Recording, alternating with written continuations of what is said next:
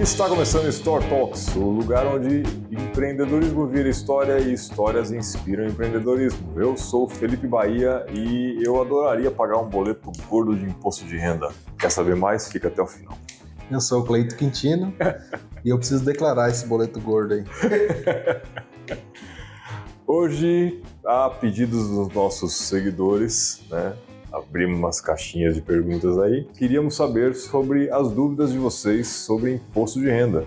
Já fizemos um episódio há algum tempo e algumas dúvidas surgiram. Então decidimos fazer isso e estamos aqui com algumas perguntas a serem respondidas pelo nosso especialista contador Cleiton Quintino.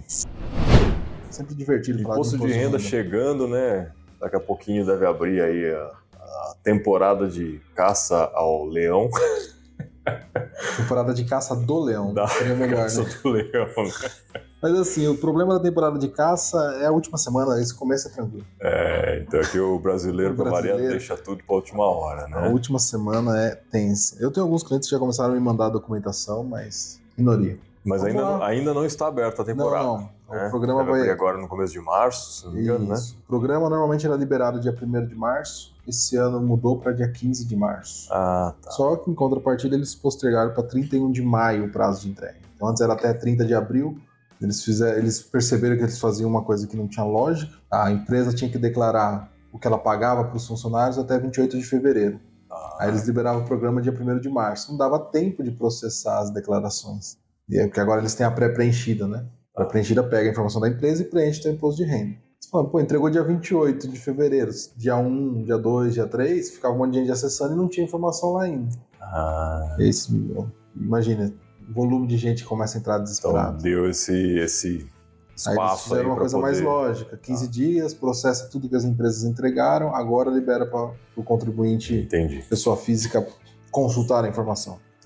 E é importante o empreendedor, né, ou o aspirante a empreendedor, entender um pouquinho essa questão do imposto de renda, porque existem muitas variáveis que impactam diretamente, né, esse tipo de pessoa, o empresário em si, né? E a grande parte das perguntas que nós temos, né, como nosso público é esse, vieram nesse sentido, né? Então vou começar aqui com a primeira, né? A pessoa colocou aqui: sou sócio de uma empresa, preciso declarar imposto de renda do lucro? Depende. E vocês vão ver que essa palavra vai se repetir muito essa noite. Tudo tem muita variável, né? Sim, porque assim, o pessoal tem uma imagem que eu recebo o lucro da empresa, eu sou obrigado. Tem que pegar sempre a regrinha básica lá. Você é obrigado a declarar rendimentos tributáveis a partir de R$28 mil. 28.500 uns quebrados. Isso como prolabore. Como prolabore. E normalmente o pessoal coloca um prolabore reduzido. Abaixo. O lucro ele é isento. Tem uma lei que isenta o lucro das empresas. Pelo menos por enquanto, né? A lei existe, eles estão negociando para tirar isso. A lei é a isenção. Agora eles começaram a tentar pegar os empresários. O último governo tentou, começou a conversa, houve um desgaste, ele já fechou. Mas, teoricamente, é uma proposta que está inerente ao perfil dele.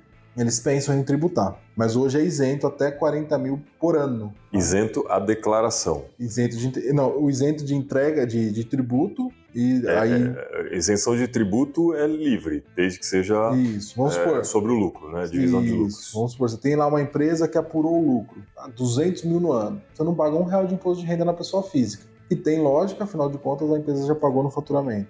E aí a pessoa está obrigada a declarar imposto de renda porque ela teve lucros isento acima de 40 mil.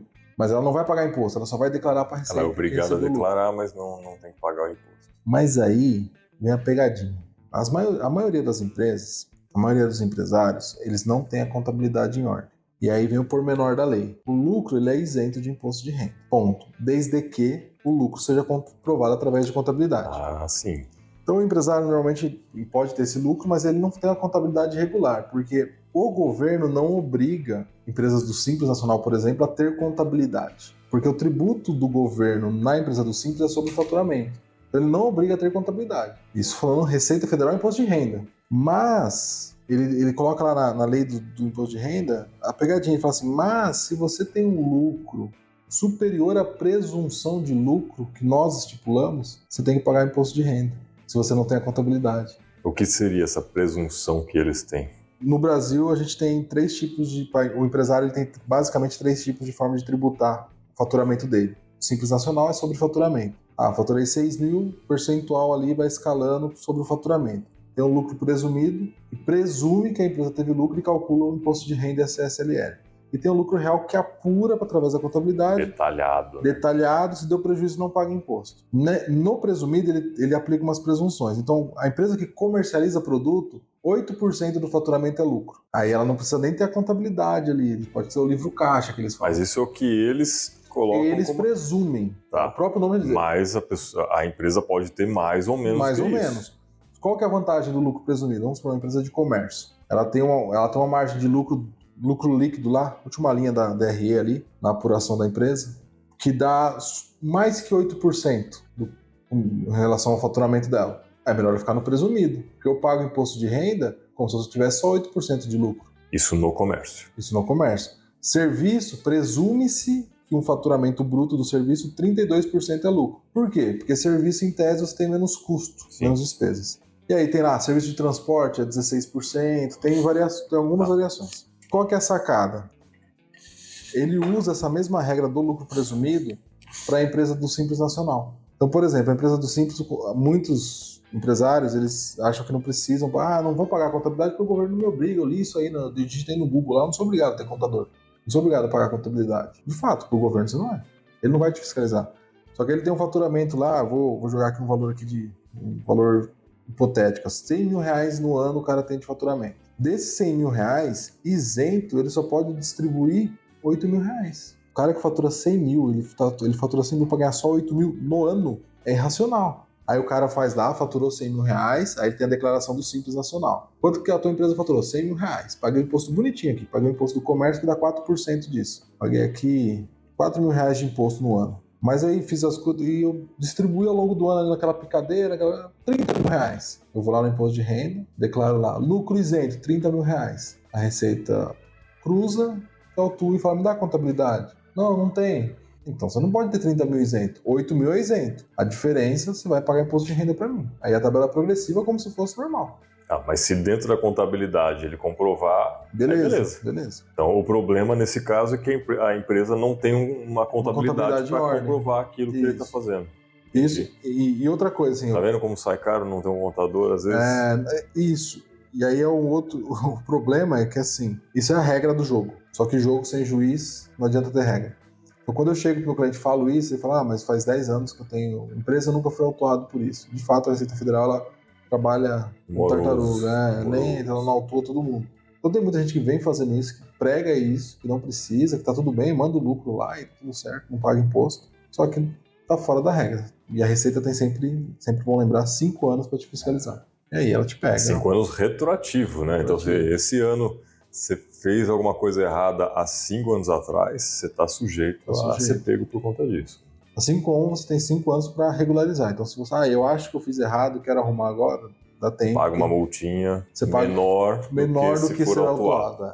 Tem esses pormenores. Então, assim, essa é a regra básica de declarar o imposto de renda para um empresário. Tem que ficar atento a essas regrinhas do jogo. O cara que tem um prolabore alto vai aplicar a regra de prolabore tributado. Aí em cima do prolabore mesmo, né? Aí é normal. Mas no geral, o pessoal... Mas a distribuição de lucro, então, fica ligado nessa pegadinha, entre aspas, está ali nas regras da Receita Federal. Sim, mas... tá lá, tá claro. Aqui... se você tem uma empresa e não tem um contador e está distribuindo lucro à torto e direito, fica ligado que pode ser um empecilho. Principalmente o pessoal do mundo digital. O mundo digital escala muito, né? Aí o cara abre uma empresa e já... Cresce muito rápido, faturamento alto. Aí vai abrir...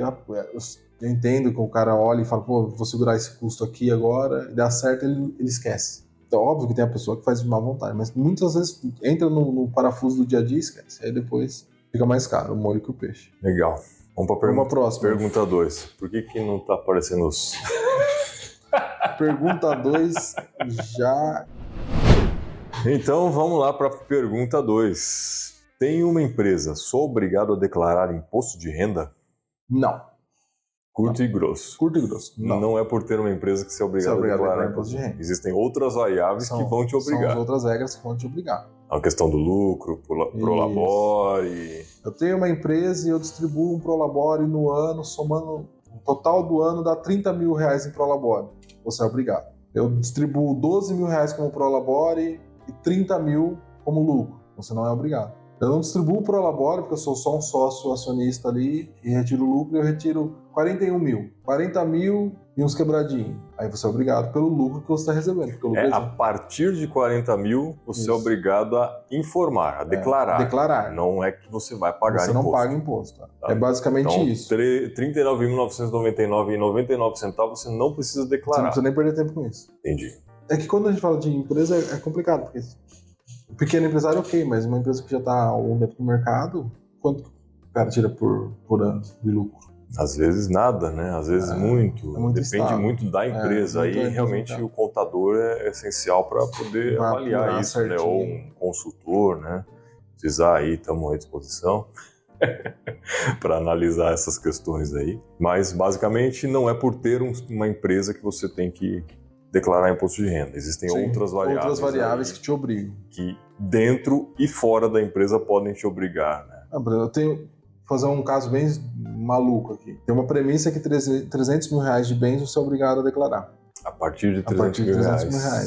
Vamos de bens gerais. Você tem 2 carros de 150 mil, já bateu. Começa a te pegar. Tem uma casa de 200 e um carro de 100, já bateu. Isso. Aí eu tenho nenhum bem, eu vendi tudo e investi numa empresa. Sou obrigado, porque as ações da empresa é considerado um bem. Sim. Aí você... A sua participação na empresa. Isso. Né? Não tive lucro aqui.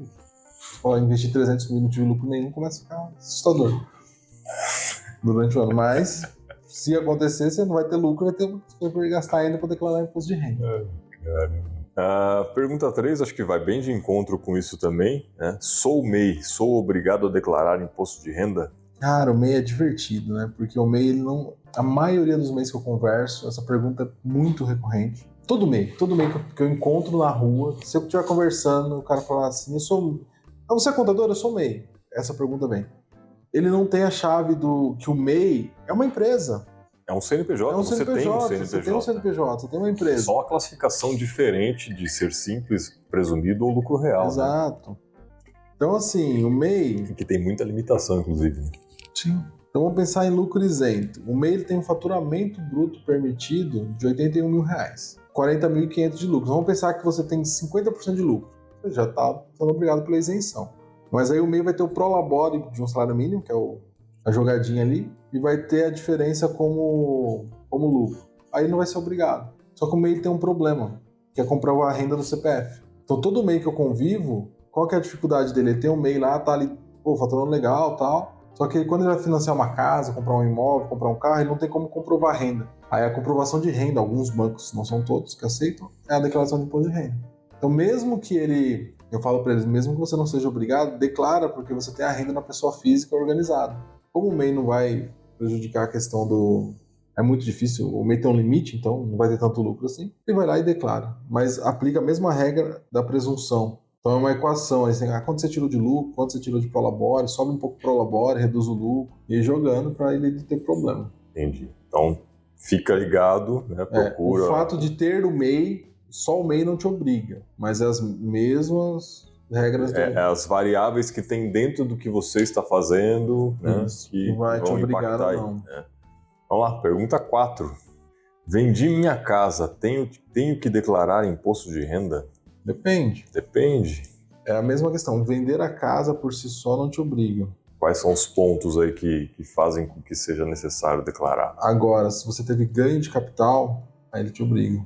Qualquer ganho de capital? Isso, ele vai escalando ali e ele vai passar a te obrigar. Até... E assim, o ganho de capital nem sempre vai tributar. Tem esse fator também. Você é obrigado a declarar, não significa tributar. Isso. Fique bem claro que declarar imposto de renda não significa que você é tributado por declarar imposto de renda. Sim. E bem pelo contrário, às vezes você tem a restituição, né? Sim. Em algum caso, se acontecer retenção, é uma outra situação que acontece. Mas normalmente, assim, quando... É que o patrimônio da pessoa normalmente acompanha a realidade dela. Então, normalmente, se ela tem uma casa de um valor muito alto, ela está obrigada por outros motivos, porque ela tem uma renda para manter aquela casa. Mas vamos pensar, a pessoa que tem um imóvel, ela comprou esse imóvel financiado lá e está pagando. O imóvel financiado tem uma situação que você vai agregando juros mês a mês, ano a ano, no total que você paga. Isso inflaciona o valor da casa no imposto de renda. O valor de aquisição dela fica o valor com os juros.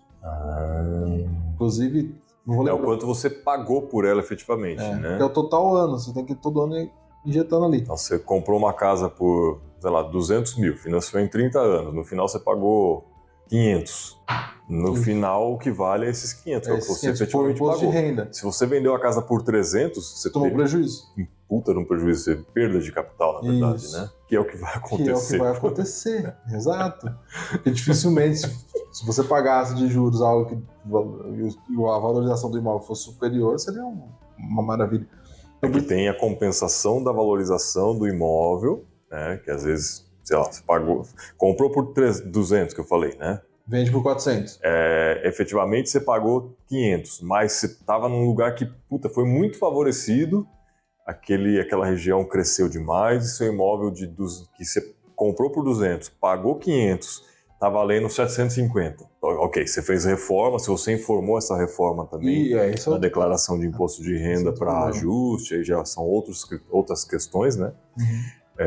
Aí você vai declarar o ganho de capital em cima dos 700 perante aos 500. Exato. É isso? Exato. Então tem muito detalhezinho, cara. Muito chato. Muito chato. Eu falo pro pessoal, tu vai falar, é uma discussão recorrente nos grupos de contabilidade que os contadores ficam putaços com o pessoal.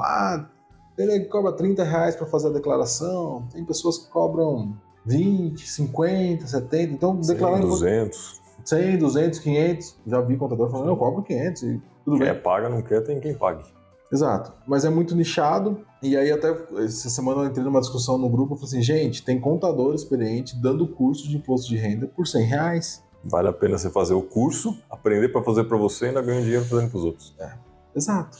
E aí eu entendo que toda essa questão de variação de valor, venda de curso, é tudo parte do mercado. Sim, e é um novo mercado que surgiu aí há uns 10 anos, hoje está muito grande. Então assim, o pessoal fica bravo, aí vai da pessoa física. Pô, eu tenho tempo, um cursinho desse me custa R$100, se eu fizer a minha, já compensou, eu já não paguei, eu tive um conhecimento sempre é bom, a conversa de boteco isso é legal. E ainda vende para fazer para os outros. Se eu vender para 3, 4 parentes... E com um detalhe, né, Cleiton? Você não precisa ser contador para declarar imposto de renda para os outros. Não, e essa... vou falar para você. Desde que você sabe o que está fazendo e faça o negócio direito também para não comprometer ninguém. Então, mas é o que eu falo assim, o cara faz Mas você é responsável pelo seu imposto de renda. Se você contratou um terceiro, se ele fez cagada, o problema é seu, não é dele. Esse é um ponto que eu falo pro pessoal. E não tem como você vir cobrar do cara depois, não. O que eu coloco pro pessoal é o seguinte, para aqueles que têm uma experiência maior, que quando você está no ramo de serviço, e eu me surpreendo com empresários de contabilidade criticando o mercado. Cara, vocês já têm uma reserva de mercado, e todo mundo fala, você tem que ter um contador, ninguém sabe por quê.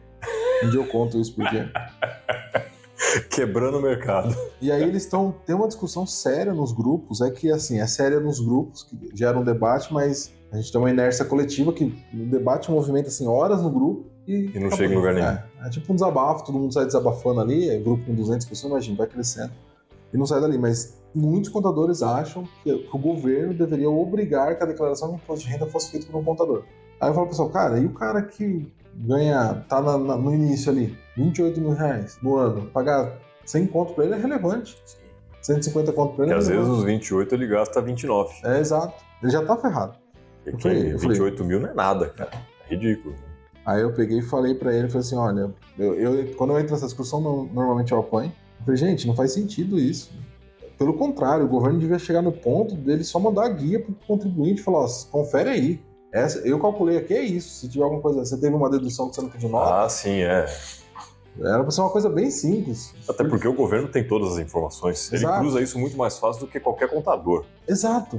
E aí eu falo, e muito legal que a máxima da discussão é, o governo ele te obriga a declarar, ele não te dá as informações, mas se você declara errado, ele te fiscaliza e te multa. Você já tinha informação, por que você já passou? Você não facilitou meu serviço, Facilita né? minha vida. O algoritmo do programa faz tudo sozinho. Faria tudo sozinho. Agora já começou aqui no Brasil, mas tipo, os Estados Unidos já chega pronto, outros países também que são mais à frente já vem bem feito, bem completo.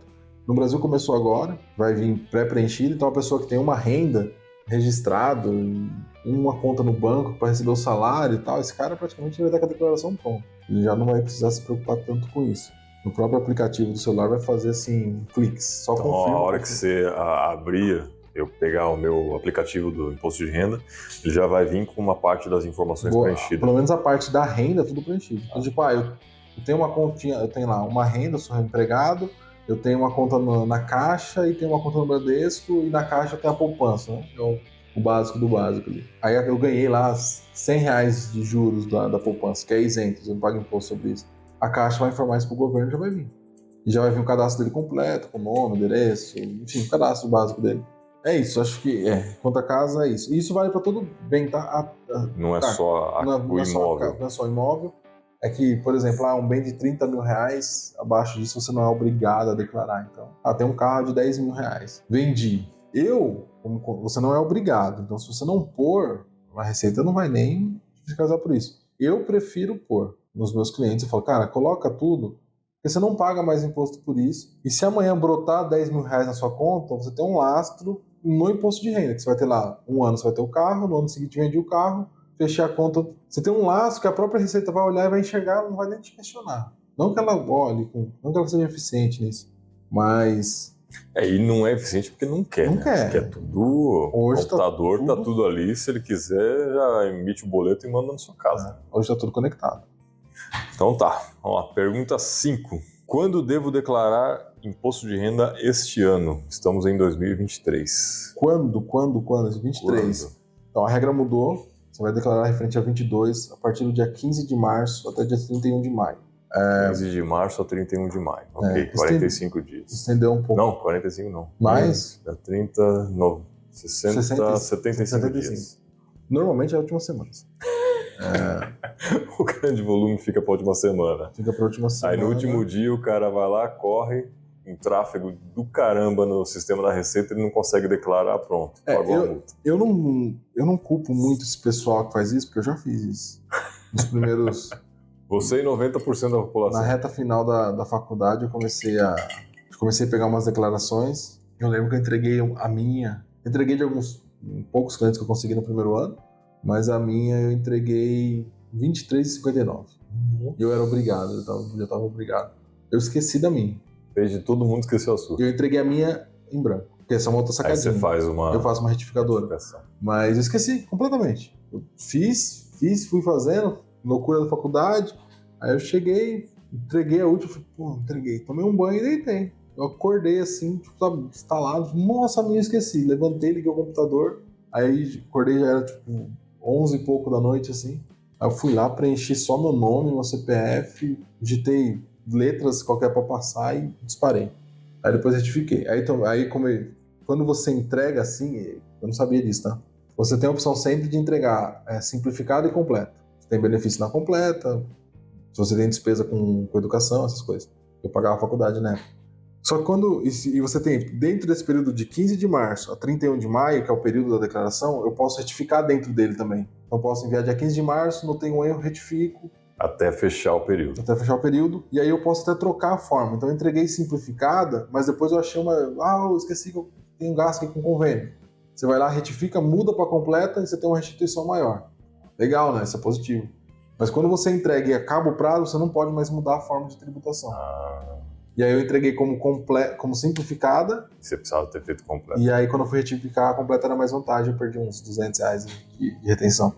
Faz parte. Até vou dar uma dica aí para quem faz declaração e ganha dinheiro com isso, né? Fazer igual ingresso de evento. Né? Faz lotes. Pô, você que está querendo fazer no começo, você cobra mais barato. Então aqui, ó, primeiro lote. Até tal dia, toda a documentação na minha mão, vou cobrar R$30. Segundo lote é 50. Até o último lá, que é na última semana, bota R$200. Quer fazer? É isso que eu vou cobrar. Isso fica sei lá, uma dica boa aí. Eu acredito sim. Eu vou falar assim, ó, é que se for R$30, se algum contador assistir, você vai tomar um esporro fudido, porque R$30 para o contador. O problema é deles. Eu não sou contador, eu não ganho dinheiro fazendo isso. Eu tô dando uma dica para quem quer fazer. O mercado tá aí para todo mundo. O pessoal que começa, é o que eu falo, pessoal, o estudante de contabilidade, ele vai ter um básico lá na escola. na faculdade, no caso. Eu mesmo, na época, teve um professor nosso, não tinha na grade. Então, tipo assim, ó, você forma contador, você não sabe fazer imposto de renda pela faculdade, tá? Eles abordam muito superficialmente imposto de renda. Ou seja, nem a faculdade se importa em ensinar o Por isso que tem um monte de curso online hoje ensinando isso. Aí teve um professor nosso que ele se prontificou a fazer um curso extra. Aí tinha aquelas atividades complementares de final de semana. Uma galera foi. Eu já sabia fazer, eu tinha aprendido na raça. E aí pensa, você acaba de aprender a fazer imposto de renda. Você não tem segurança. Todo trabalho novo, ninguém tem segurança. Sim. Você precisa fazer. Eu desconheço o cara inexperiente que consiga cobrar caro em qualquer mercado. Ele não tem autoridade para isso, não tem referência, não tem histórico, nada, né? Então, para mim, assim, é muito racional isso. As minhas primeiras declarações foram para parentes e amigos de graça. Você aprender a fazer. Eu ainda falava assim, ó, a chance de eu fazer cagada é grande. Pô, mas eu era amigo, então a gente tinha uma proximidade ali, então eu peguei umas para fazer, aí aprendi assim. Coincidentemente ou não, eu não errei nessas declarações. Já passou 5 anos, não fomos autuados. Então, tá tudo bem. Mas não vejo outra forma para aprender, tem que praticar. Tem que fazer. Jogo é jogo, treino é treino, gente. E aí é isso que você falou. O estudante de contabilidade, normalmente o estudante está quebrado. Precisa de uma renda extra, em uma semana você vai aprender a fazer muita declaração. Muita declaração. Então, é o que eu falei, sei lá, tô falando R$30 aqui também porque eu joguei um valor aleatório, né? Não, mas a média que cobra por aí é R$100, R$150, se não me engano. Então, né? É isso que eu tô falando, assim, depende uma muito. Média, nos grupos de contabilidade, que é o mundinho da Barbie ali, e 30, 40 se manifesta, não, tem que cobrar 100, 150, 210. Mas aí tem outras pessoas que falam, cara, se eu cobrar 100 aqui no meu bairro, na minha cidade, ninguém faz. Lógico, a realidade 50, é diferente. Cada região... Cobrar lá na divisa da Bahia com Minas Gerais, tem nada, é mato. Às vezes a pessoa não tem, a maioria das pessoas não tem um poder aquisitivo, mas às vezes tem uma renda que precisa declarar. Ou às vezes precisa declarar por algum outro motivo. Sim. E aí você entra nesses pormenores. E aí, pro estudante de contabilidade, eu acho que é uma fonte de renda bem interessante. Pra vocês terem uma ideia, esse ano está esperando 39 milhões de declarações. É declaração com força. E aumentou esse número. E todo ano aumenta, porque a tabela não atualiza. Tem espaço pra uma galera aqui. Um pouco mais de 20% da população brasileira. Eu gostaria... Um pouco mais, não, um pouco menos, né?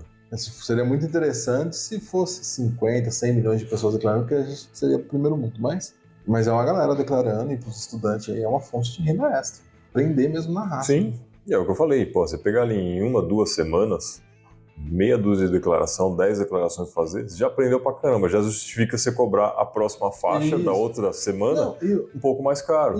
E você vai aprender, porque assim, a pessoa cobra 30, ela não tem ideia do quanto tempo ela vai gastar. Ela não faz ideia. Aí ela vai e faz a primeira. E varia muito de pessoa para pessoa também, que está ainda entregando, porque às vezes o cara tem só aquele CNPJ que faz a distribuição de lucro pro labore. A outro tem casa, ação, carro, não sei o que, já começa a ficar um volume maior de coisas para preencher. Né? Exato. E aí o cara vai aprendendo isso na raça. Ele cobra 30, o cara chega lá.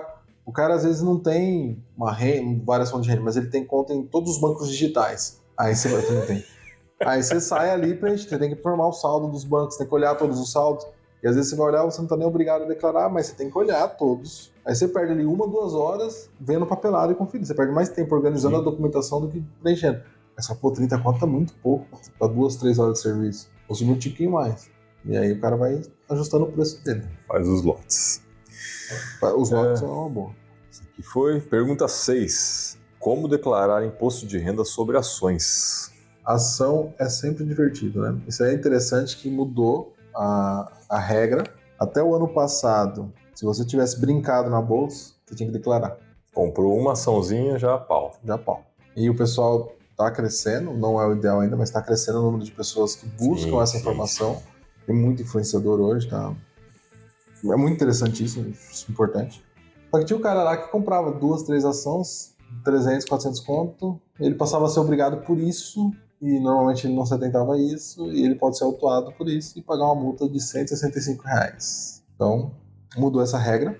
Hoje é para quem vende ação acima de R$40 mil e quem tem lucro acima de R$20 mil no mês. Agora vamos falar de preencher a declaração mesmo ali com...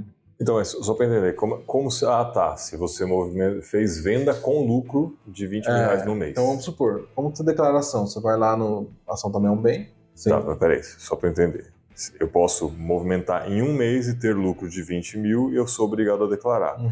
Se eu movimentei durante os 12 meses, não tive nenhum mês lucro de 20 mil, mas ao todo ano, os 12 meses, eu tive um lucro de 40 mil, eu também sou obrigado a declarar. Não lucro. Se você movimentou acima de 40 mil, você é obrigado. Tanto compra quanto venda. Isso, aí é a operação. Porque você tem que informar quais as movimentações Se que eu você comprei 20, vendi 20, já deu os 40, Já deu os é isso? 40. Tá, ok. Movimentação. E aí você empatou, você não teve lucro. Ah, comprei 10 e vendi por 30. Ó, mundo da barba aí, consegui ganhar uma grana aí.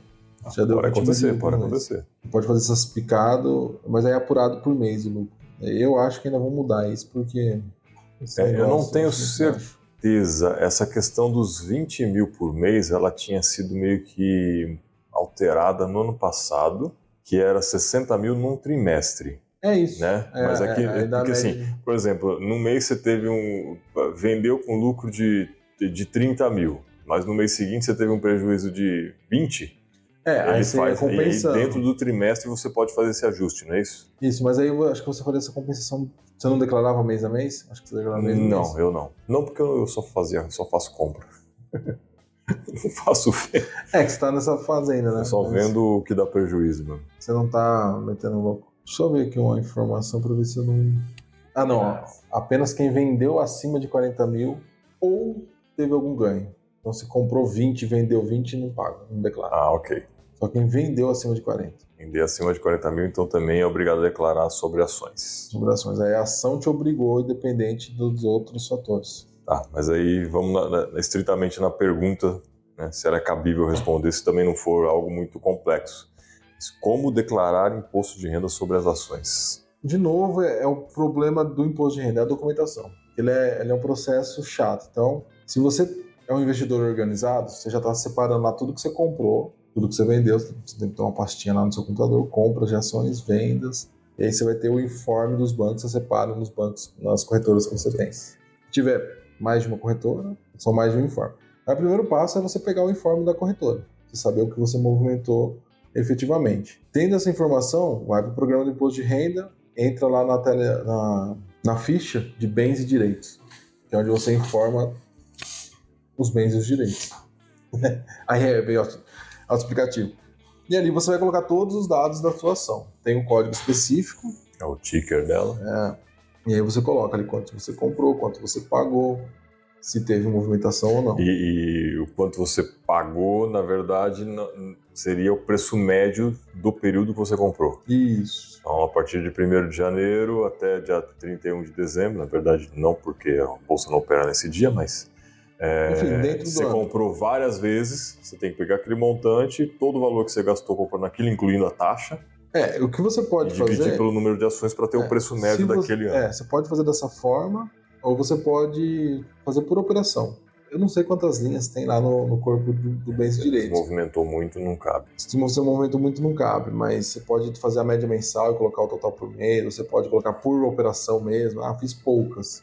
Aí você detalha, data, total de ação, total pago. E o que importa, que é uma coisa, isso eu realmente não sei, né? Não é nem uma pergunta que veio aí, mas o que importa é o que eu movimentei dentro daquele ano. Se eu, por exemplo, tenho lá Petrobras, 30 de dezembro de 2021, aí durante o ano de 2022 eu comprei mais Petrobras. Isso. O que eu vou ter que informar neste ano é o que eu movimentei dentro de 2022. Então, é o mesmo sistema. Não. Por quê? O que vai acontecer? A tua declaração de 21, ela fechou o ano lá com bens, vamos pôr, com 100 ações da Petrobras valendo R$1.000. Em 22, você tem lá o total que vale aquele bem no final do ano anterior e o total que vale aquele bem no ano atual. Então ali, vamos supor, então você fechou o ano de 21, você tinha 100 e o valor total daquele bem era R$1.000. Tá.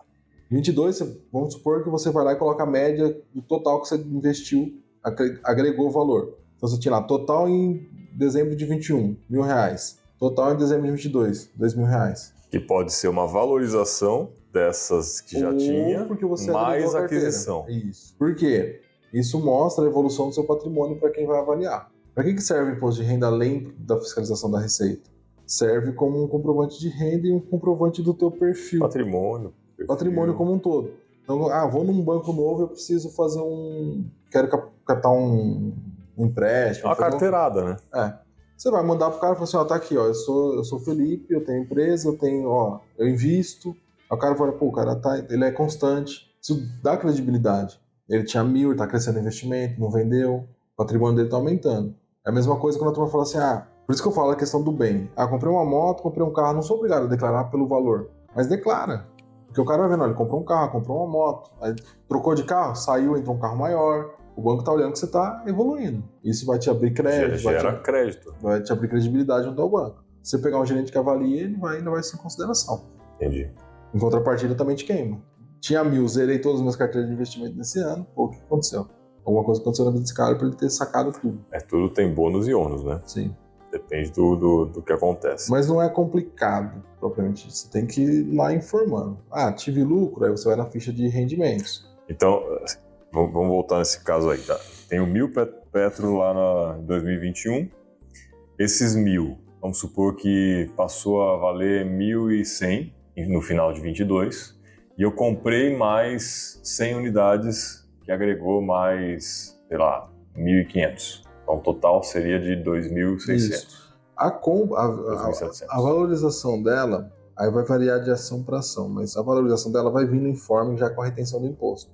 Então, a valorização, dependendo como for o tipo de ação, aí tem que avaliar cada um, você vai lançar isso lá como rendimento.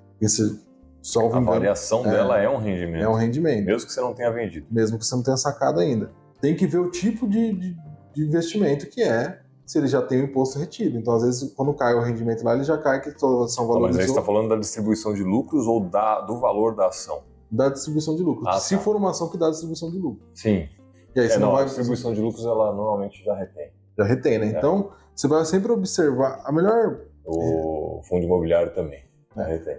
O melhor ponto para você avaliar é pegar o informe lá da corretora e ela vai estar discriminando certinho. Se ela não teve retenção ali, beleza, eu só vou ter o lucro ou a renda quando eu vender. Aí eu vou informar nesse momento. Senão eu vou informando só dentro da declaração ali a valorização dela ao longo do prazo. É um pouquinho complexo, né?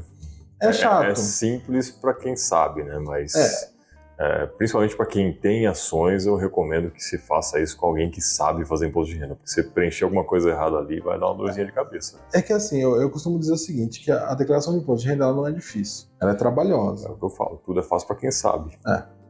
Não, mas assim, ela não é difícil. Porque você pegar uma pessoa que... Por exemplo, é mais difícil, na minha opinião, a pessoa aprender a investir na bolsa e operar uma bolsa e entender todos os conceitos que tem ali. A pessoa que entendeu isso, entende imposto de renda muito fácil. Então, às vezes, para ela sabe mais do que um contador que não tem costume de pegar imposto de renda. Sim, isso pode ser. Com investimentos. E aí entra naquele... O investidor ele vai olhar, é que o investidor ele faz muito mais esse cálculo, né? De analisar friamente. O cara me cobra R$300 para declarar imposto de renda. Se eu pegar esses 300 e aplicar, ano que vem... aí vai depender muito do montante do capital que a pessoa tem. Se o cara tem, sei lá, 100 mil, R$300, não vale a dor de cabeça dele ter que pensar com isso. Agora, se o cara está começando e tem 2 mil, os R$300 já faz diferença. Exato. Então, às vezes o cara vai cobrar... Às vezes o cara não. O patrimônio. O contador que faz a declaração com ações, hoje o problema... Não é um problema, mas uma situação do mercado para imposto de renda é complicada porque assim, o cara me chama no WhatsApp. Você é contador? Você faz imposto de renda? Faço. Quanto você cobra? Eu falo, depende. O que você tem? Não, como assim? Eu falo, o que você tem?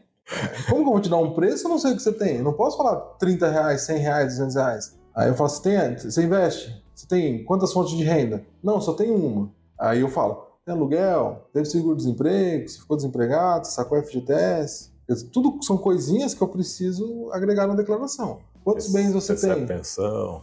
Recebe pensão, se for... tiver essa situação. Então, e aí o cara não quer trocar essa ideia. Ele quer que eu fale para ele R$100. E às vezes eu posso cobrar até menos. Porque às vezes o cara tem uma fonte de renda, não tem carro, não tem casa, não tem nada, tem uma conta no banco.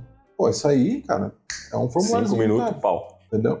Então, aí o cara fala assim, eu invisto. E às vezes o cara tá com 2 contas, ele já gosta de falar que ele é investidor. Eu falo assim, não, sou investidor. Aí fala, beleza, quem então vai fazer a sua? Não, mas o cara. Então, mas é que eu só tenho tanto investido, eu só aplico em uma corretora, eu só comprei. Legal. Então já mudou um pouco a conversa. É uma consulta, né, cara? Uma consulta. Vamos conversar, não é X para todo mundo. Sim. Não dá, né? Não dá. É diferente. O trabalho é diferente. Eu tenho ação e aí é onde os bons pagam pelos maus, né? O cara fala assim, tem ação, eu invisto em 2 corretoras, tal. Aí você fala, beleza, então X, R$300, pra fazer R$200. Aí o cara não te manda documentação, ele não tem informe de rendimento, tudo que você vai preencher, você manda uma listagem de documentação, ele te manda muito picado, demora. Aí você fala, pô, investidor tudo bagunçado. Aí você sobe o preço para cobrar de investidor. E aí eu vou dar uma dica, né, que facilita muito a vida do contador e a do investidor. Existem plataformas que unificam essa informação e já entregam um relatório pronto para o contador poder, ou você próprio, entrar esse com é essa o ponto, informação. é isso que eu falei. Então, tipo assim, o cara que... Se alguma quiser nos patrocinar também, vamos aí. Exato. Tipo, você que já investe mais, você já tem essa informação. Então, para você é muito fácil fazer o imposto de renda. Porque você vai, pô, já gasto, sei lá, 1 hora ali, vou estudando ao longo do ano, fiz uma operação tal, já dá um Google, já põe uns videozinhos lá, já pega essa plataforma. E vale muito a pena, porque, aí o risco de você fazer alguma coisa errada é muito pequeno. Sim. Você pode errar alguma coisa, mas provavelmente não ali, a não ser que você preencheu algum lugar no campo errado. Mas o relatório traz prática. Facilita a vida demais. Facilita muito. Mas não é todo mundo que... Essas plataformas que montam faz esses compilados, elas são gratuitas? Não, nenhuma delas. Nenhuma delas. Todas elas têm um custo. Quanto que é o custo? Mais ou menos uns R$300 por ano. Mas assim, ela não é só para declaração do imposto de renda ela gerencia anual. Tudo. Ela traz vários relatórios, inclusive ela faz a apuração mensal caso você faça movimentações mensais, que não é o meu caso, né?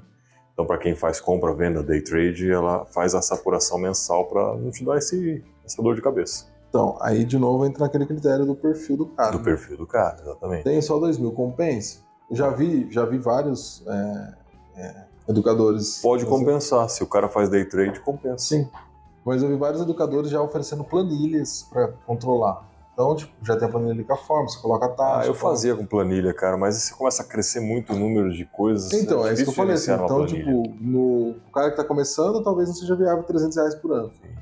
Mas, pô, já tem um rendimento, já separa esse custo. Exatamente. E às vezes até já encaixa também como fazer o imposto de renda aí. Já opera tudo. Bom, vamos lá. Pergunta 7. Sou obrigado a declarar no IR o valor que eu tinha na minha conta corrente? Isso é legal. Tem uma galera que saca tudo. Zera a conta no final do ano. E depois deposita dia 1º. Gente, vocês... Eu tenho uns amigos que são mais velhos, eles falam assim, não, todo mundo fazia isso, por quê? Eu não faço ideia.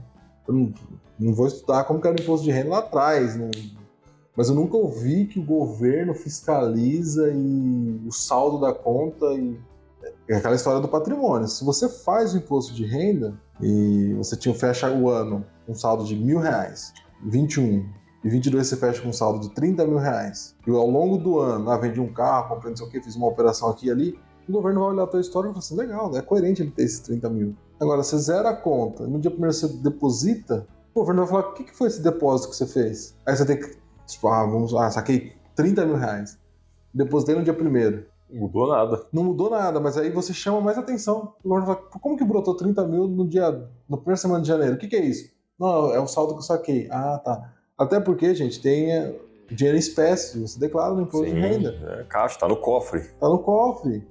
Então, voltando pros primórdios, você só é obrigado a declarar se o saldo da conta for superior a R$140. 140? Então, tipo, se você tem lá uma conta zerada, você não é obrigado a declarar. Você pode, eu preencho, 0. Eu também preencho. Eu preencho. Quer dizer, eu não, meu contador. Preenche 50 contos, R$30, eu coloco, não tem nada, o cara. O banco já mandou. E se tem uma coisa que se você quer esconder do governo, não põe dinheiro no banco. Não, se você quer esconder dinheiro do governo, não movimente transações eletrônicas. Exato. Hoje é tudo rastreado. É um blockchain gigantesco. Então, assim, eu falo, gente, vocês têm que decidir o que vocês querem. Vocês querem trabalhar à margem da lei, trabalha direito à margem da lei também, né? Não, eu quero sonegar imposto, mas eu quero movimentar todo o meu dinheiro na conta. Na caixa, no Banco do Brasil. Pô, nos estatal ainda. No banco público. Então, mas assim, não.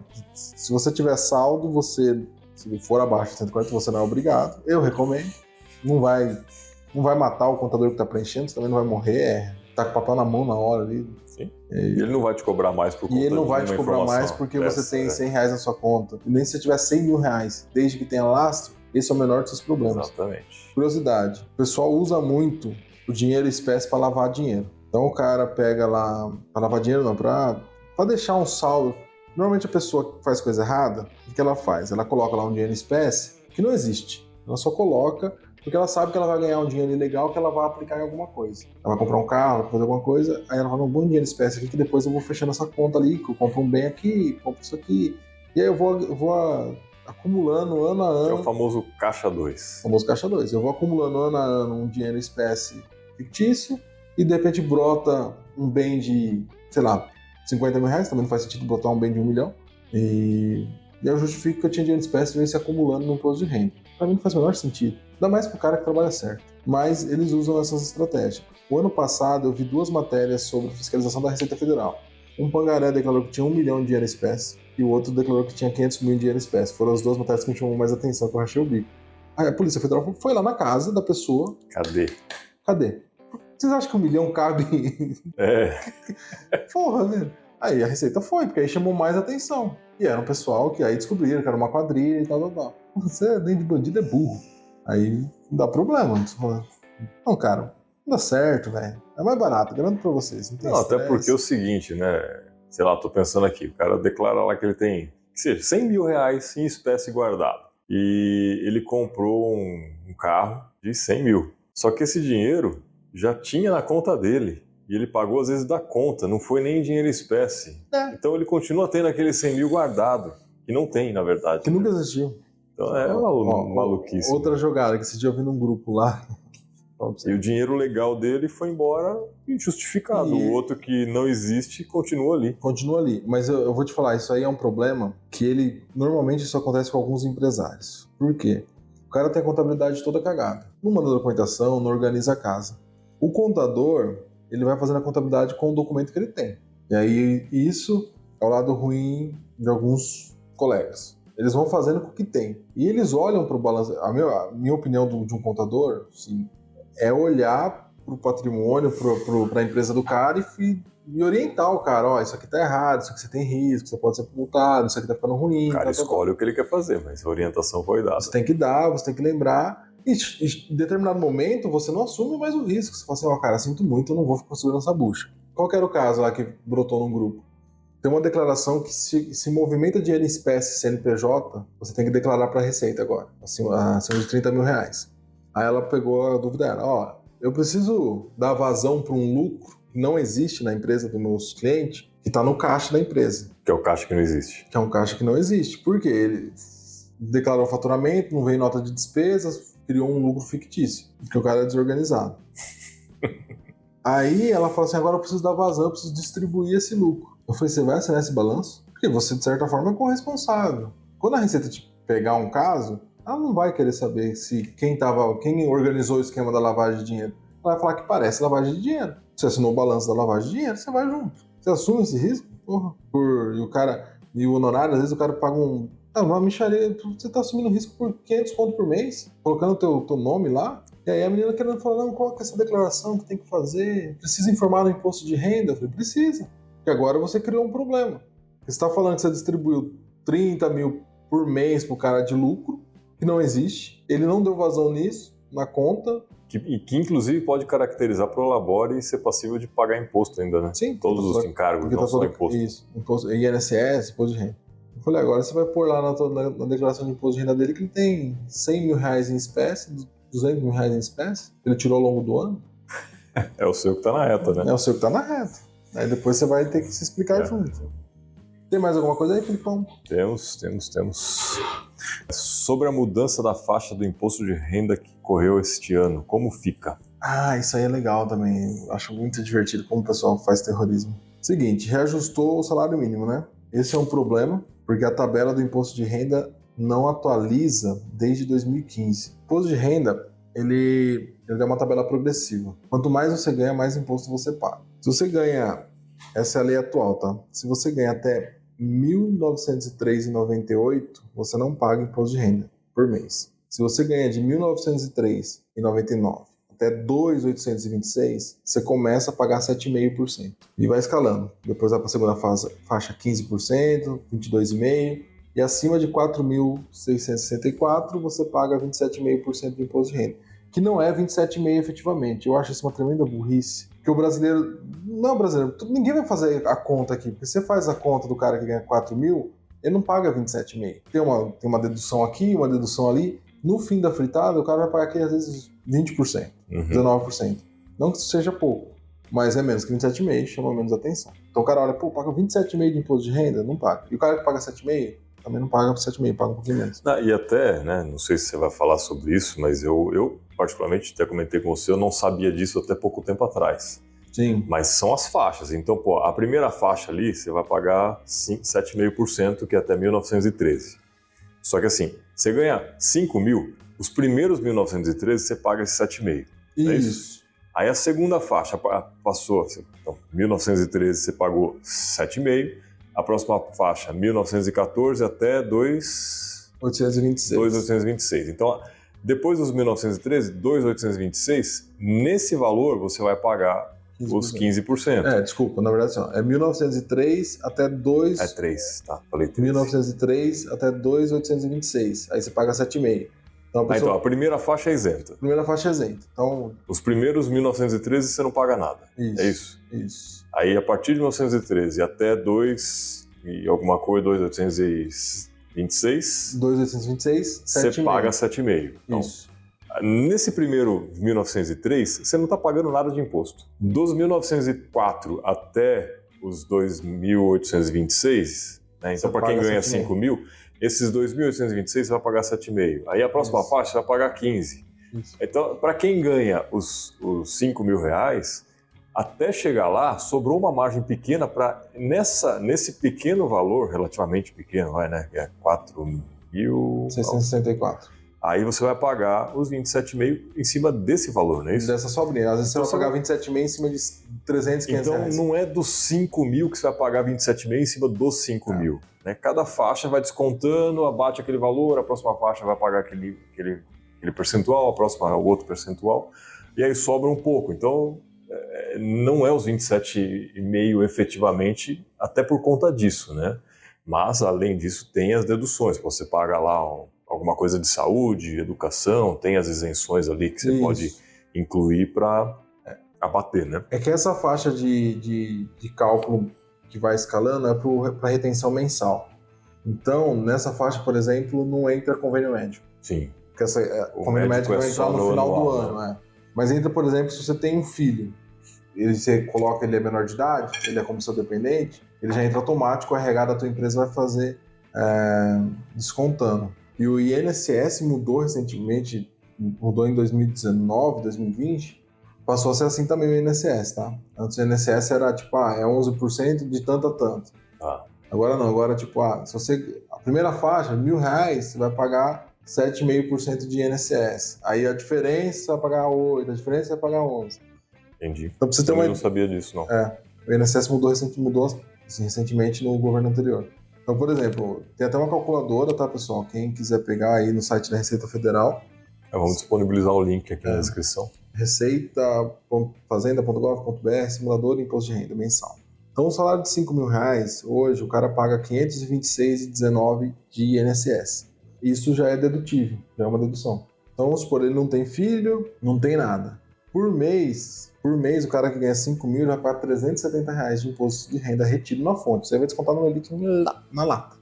A alíquota efetiva dele, quando você olha 5 mil, você fala, pô, esse cara paga 27,5, certo? A alíquota efetiva dele é de 7,4, não é 27,5. Então o governo, até nisso o governo é ignorante, porque se ele falasse pro cara, não, você vai pagar 7% por mês, 8% por mês de retenção para quem ganha 5, o cara ia falar, beleza. Não ia encher tanto saco, mas quando ele olha a tabela e fala, pô, eu pago 27,5, assusta e irrita. Assusta à toa. E irrita mais do que... O Brasil irrita de qualquer jeito, mas... Esse aqui, por exemplo... Revoltante. Ele é revoltante, mas... Nessa simulação, num salário de R$5.000, ele não paga nada na faixa de 27,5. Ele vai pagar até a última faixa, a quarta faixa, que é de 22,5. 22,5. E o total vai dar 370, que dá 7,4. Então, até nisso, é uma tremenda... É a falta de informação mesmo, né? Infelizmente, nós não temos essa educação financeira, né, para poder avaliar esse tipo de coisa. E aí geram-se essas notícias falsas, né, as famosas fake news, que se baseiam em uma informação verdadeira, mas deturpada. E assim, eu sinceramente acho que o pessoal só não parou para fazer conta. Sim. Porque o salário mínimo foi para 1.302. Salário mínimo 2023. Oxe, tem alguém falando de 1.380? Isso aqui é novo para mim, tá? 1.320 está 1.302. Dois salários mínimos, exatamente 2.604. Com um salário de 2.604, você vai ter um INSS de 215,81. Nesse simulador da Receita, por exemplo, 2.604. Inclusive é o mais confiável. Você não tem muito como discutir com esse cara, né? A Receita não ia criar um negócio para calcular errado o imposto. Bom, não duvido. Não, eles vão calcular certo porque eles querem receber certo. 2.604, 215,81. Esse aqui tá fazendo maluquice aqui. Aqui tá falando que nesses 204 ele vai pagar aqui R$36 de imposto. O ano passado, quem ganhava 2 salários mínimos já pagava imposto de renda. Ele pagava por mês R$24. Esse ano, quem vai ganhar 2 vai pagar R$30. Então o cara já pagava, vai continuar pagando imposto de renda porque ganha 2 salários mínimos. Porque eles falavam um salário mínimo e meio, não era? 1,5. 1,5, né? A discussão foi quem passasse a ganhar um salário, quem ganhasse um salário mínimo e meio, com reajuste do salário mínimo já ia pagar imposto de renda. Aí 65 mais 1.302, 1.953, já fica fora. Criou toda uma discussão. Só que assim, essa discussão foi útil. Porque pressionou o governo. Né? Pressionou o cara e o pessoal já mudou a regra e já vai isentar para quem ganha assim, seco, quem ganha 2 salários mínimos não vai pagar. Então, mas aí eu vou fazer uma pergunta. Né? Para quem declarar este ano já vale ou não? Não. Como funciona isso? A declaração desse ano é referente ao ano passado. Então, as regras que valiam para o ano passado é o que vai ser para a declaração referente ao ano passado. Exato. Por que mudou isso? Com o aumento do salário mínimo, qual era o impacto? Era no salário mensal do trabalhador. Até porque o reajuste passou agora, né? Janeiro de 23. Então assim... Só para declaração em 2024. Isso. Então a bagunça ficou muito assim, tipo, não, você ganha, você vai passar a ganhar tanto. Você começa a pagar imposto de renda. Quem ganhava 2 salários mínimos já pagava, subiu um pouquinho, mas isso subiu para todo mundo. E quem ganhava 1,5 não pagava porque o INSS deduz, fica fora da faixa ali. Se o cara tiver um filho, mais uma dedução, se tiver 2 filhos, mais dedução, enfim. Para quem tá nessa faixa, normalmente é o pessoal classe, nem sei que classe que fica isso, classe D, o salário mínimo 2, tem uma escala do IBGE, não faço ideia. Então, só que toda essa pressão social teve um impacto, mudou a lei, vai publicar agora, vai aumentar o salário para 1.320 e vai isentar 2.640. Então, só para a gente condensar esse assunto aqui. Essa alteração que teve no salário mínimo e da faixa de declaração de isenção, na verdade, né, do imposto de renda, ela é válida para, a partir deste ano, então o seu salário mensal, né, deste ano vai ser impactado. Isso não vai reter. E só vai também gerar impacto na declaração referente a este ano que vai ser feita em 2024. Isso. Sempre bom lembrar então, isso. O que aconteceu em 2022, nada muda, é a regra que já estava valendo, até porque o salário mínimo não era o que está hoje e também não tinha essa alteração da regra de isenção. Né? Isso.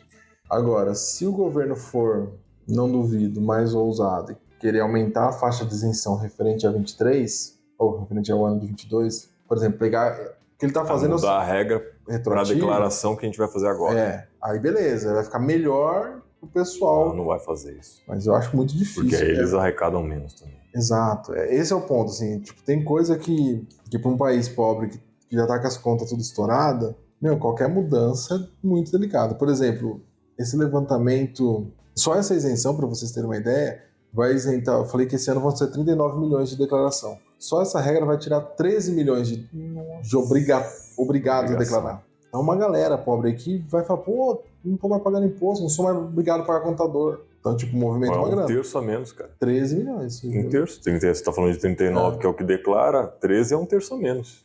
É bastante, gente. É bastante. Tanto é que quando virou o ano, que começou essa bagunça, essa discussão e tal, do aumento, que a tabela não atualiza desde 2015, como que é o nome do ministro da Economia agora? O Haddad. Isso da Fazenda, não é Economia. Fazenda, né? Mudou. Toda hora que troca, muda. Ele Ele tinha falado que ele queria isentar dos 5 mil, na verdade, assim, não é dado, esse é o problema, é entender que isso não é dado, porque já deveria estar hoje quem ganha 5 mil reais não deveria pagar imposto de renda. Sim, porque está totalmente defasado. Totalmente defasado. E com um detalhe, né, Cleiton? Essa alteração da isenção e da faixa do imposto de renda, ela só vale para a primeira faixa, o resto nada mudou. O resto mudou só um tiquinho, porque nesse foi o exemplo que você deu, dentro dos 5 mil, a primeira faixa de isenção era 1.903, vai subir para 2.100 alguma coisa. Mas e o resto? O resto continua. Nada mudou. Não mudou. Justamente porque eles tiveram cuidado, a inteligência para eles, que foi o seguinte, se eu mudar 2.000, tanto é que eles não deram a isenção para 2.600, eles deram a isenção para 2.112, e aí o cara já não tem que pagar por mês, e o cara que ganha 2.600 na apuração anual tem uma dedução maior no simplificado. Eles identificaram que quem está nessa faixa normalmente usa a declaração simplificada. Eles fizeram uma equação toda para não afetar o pessoal de baixo. Porque eles sabiam que se eles travassem a isenção mensal é de 2.600, ele ia impactar todo mundo. O cara que ganha 5 ia pagar só na metade, menos da metade do salário dele. Mas enfim, imposto de renda é isso aí, essa maluquice. Bom, as perguntas eram essas, mas eu tenho mais uma, que é uma curiosidade minha, que é para que serve o informe de rendimentos? Para que serve o informe de rendimentos? Porque todo mundo recebe lá, né? Eu já recebi, inclusive, de alguns bancos aí, que está disponível. É que assim, o informe de rendimentos informa os rendimentos. Mas o que a gente faz com ele? Então, o que acontece? Lembra que eu falei que a questão dos investimentos? Então, as corretoras, elas são obrigadas a mandar para o banco quanto você ganhou. Os bancos são obrigados a informar, mandar para o governo quanto você ganhou, quanto você movimentou. O banco é a mesma coisa, a empresa é a mesma coisa. Quem não tem não tem nenhum investimento no banco, o que o banco fala? Ele tinha esse saldo e acabou com esse. E aí o informe é só para você ter o saldo oficial que o banco te informou. Mas algumas contas correntes ela tem aqueles rendimentos diários. São conta corrente sim. Não é um investimento que você fala assim, não, tenho separado aqui. É um CDB da vida, né? Que o Nubank, aí tem PicPay, todas essas contas aí acabam tendo. Isso. Né? Então, tipo assim, acho que o Nubank estava pagando Selic, um percentual da Selic na conta corrente. Então, se ficasse 30 dias com saldo na conta corrente, picava R$1 ali. Deixei 1.000, 50 centavos. Isso aí é rendimento. Não é tributado. Mas é declarado. Então, no informe de rendimento da pessoa, vai lá, total de rendimento ao longo do ano. Às vezes dá R$5, R$6. Entendi. E aí, como ele é obrigado a fazer para todo mundo, e às vezes pode dar malha fiscal porque dá divergência. Não porque é algo relevante, significativo, mas é porque se eles colocarem um algoritmo para validar seco, checa se o CPF tal informou igual o que o CNPJ do CPF, que o CNPJ informou para esse CPF. Aí deu diferença, um campo veio 0, outro veio com R$6. Aí dá malha fiscal porque tá diferente o informe.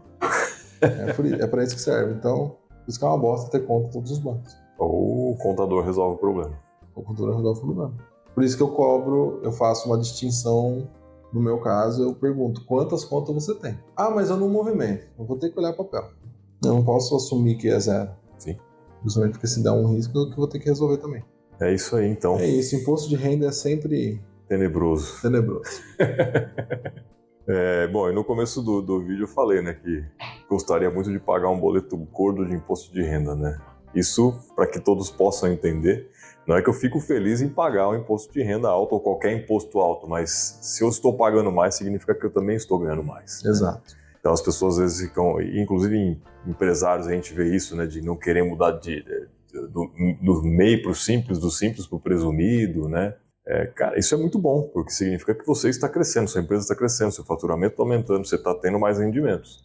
É ruim ter que pagar o imposto? É ruim, mas você prefere ganhar mais, pagar mais e ganhar mais, ou não pagar mais e também não ganhar mais? Não, né? É aquela história, eu discutia, é que pro cara que é assalariado, tem uma faixa que é muito horrível, que é quando você sai de 2.000 e nananã para 3.000 e pouquinho. Sim.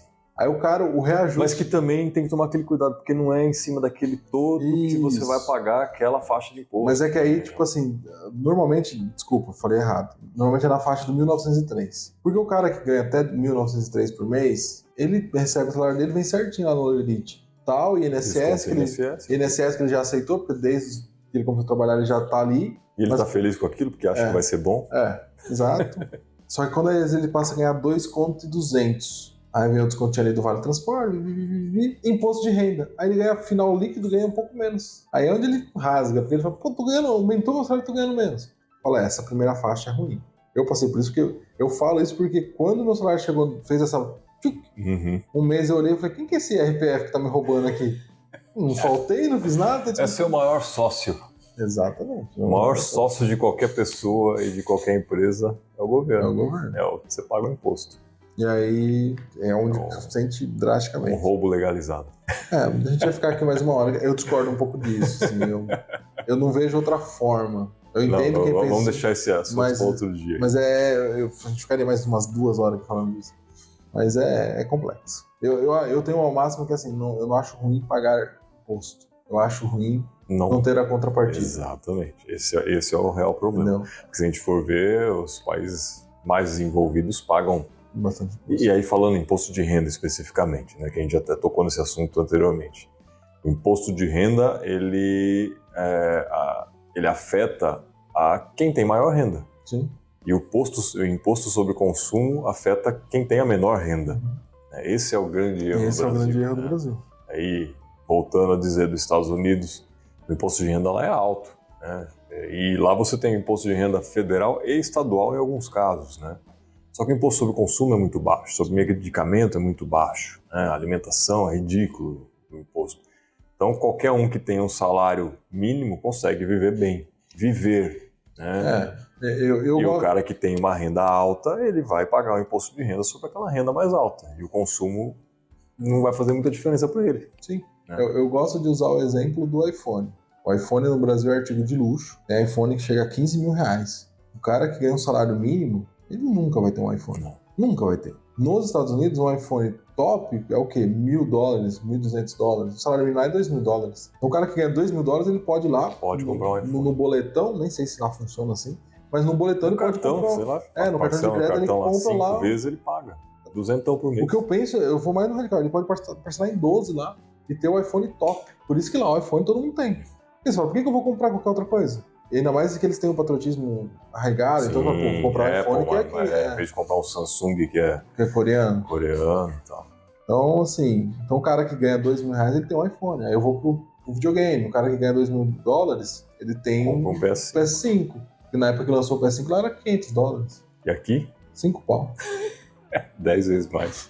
Porque a gente não pode fazer a conversão também, né? Não pode fazer a conversão seca. A questão que eu uso é a referência do salário mínimo. O cara que tem salário mínimo, ele compra um PS5 lá, compra uma TV de 42, polegadas. 50 tranquilamente. Um carro decente. Um carro. Tem uma amiga minha que foi pra lá, ela tinha um Uno aqui, trabalhando de babá, ela podia ficar 2 anos lá. No primeiro ano ela pegou um Civic. Não era o top, não era mas era um usado, Civic, coisa que aqui é uma fortuna, né? Coisa que aqui é carro de luxo. Aí eu falei, cara, assim, é outro mundo. Mas são outras discussões e infelizmente a gente não vai mudar ninguém.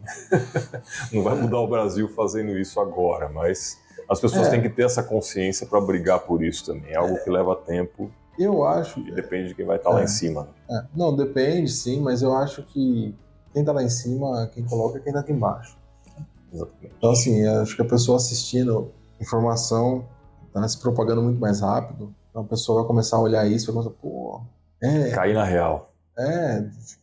Minimamente se preocupar com esse tipo de assunto. De começar a questionar. Porque, olha, em 8 anos, 8 anos não, mas do último governo para esse, a discussão veio forte dos 5 mil do imposto de renda da atualização de tabela. Esse governo só prometeu atualizar porque era promessa do outro. Então, minimamente, o fato de estar falando mais sobre isso já teve algum impacto na vida do cara que ganha menos. Sim. Porque virou uma competição de populismo, né? De quem promete mais. Quem promete mais, então... no fim, ninguém consegue cumprir nada, porque não fecha a conta. Então, mas pelo menos Aí vai maquiando de um jeito ou de outro. Vai maquiando, né? Porque, assim, até pra gente fechar, pra não estender mais o episódio aqui, mas eles estão fazendo essa isenção, mas eles vão tirar de outro lado. Já aumentou o imposto sobre combustível, que vai impactar toda a cadeia, porque o combustível impacta tudo, literalmente tudo. Né? Todo o nosso transporte é feito base de diesel. Então já impactou diretamente. Então tira daqui, mas botam em outro lugar para você pagar. Fazer isso, sempre vai fazer. É que eu falo assim... E aí, mais uma vez, impacta no consumo, Sim. impacta no mais pobre. E assim, é que aquela história, né? Eu comentei isso com você, o imposto sobre consumo ele é escondido. Então o mais pobre ele não enxerga. Mas ele sofre muito com isso. Mas tipo, ele não enxerga. O imposto de renda ele enxerga no Lerite. O imposto de renda ele pega, olha ali e fala, peraí, eu tô ganhando menos porque eu tô pagando imposto. Ele reclama que tudo tá caro no mercado. Ele vai perceber isso de alguma forma ou de outra. Mas é diferente a percepção. Sim. Mas aí é a falta da educação. A falta da educação. A falta da educação para poder analisar isso. Sim. O cara só vê um número ali e acha que tá tudo bem, mas não tá, né? Mas é difícil. E a gente espera conseguir mudar algumas cabeças aí e que isso continue se propagando para que o povo tenha um pouco mais de voz também, né? Eu acredito que no longo prazo, muitos dizem que eu sou otimista, mas, eu não tenho muita alternativa, eu não vou sair daqui. Então eu tenho que ser otimista. Eu acho que, não é rápido, mas eu acho que aos poucos vai mudando sim. Então é isso, pessoal. Obrigado por ter ficado até aqui. Siga-nos nas redes sociais, Facebook, no Instagram como @store.empreenda, no YouTube como Store Talks e nas principais plataformas de podcasts e áudio. Comente, envie para os seus amigos. Espero ter agregado alguma coisa aqui para vocês e até semana que vem tem mais. Até mais, pessoal. Voltamos com os empreendedores semana que vem.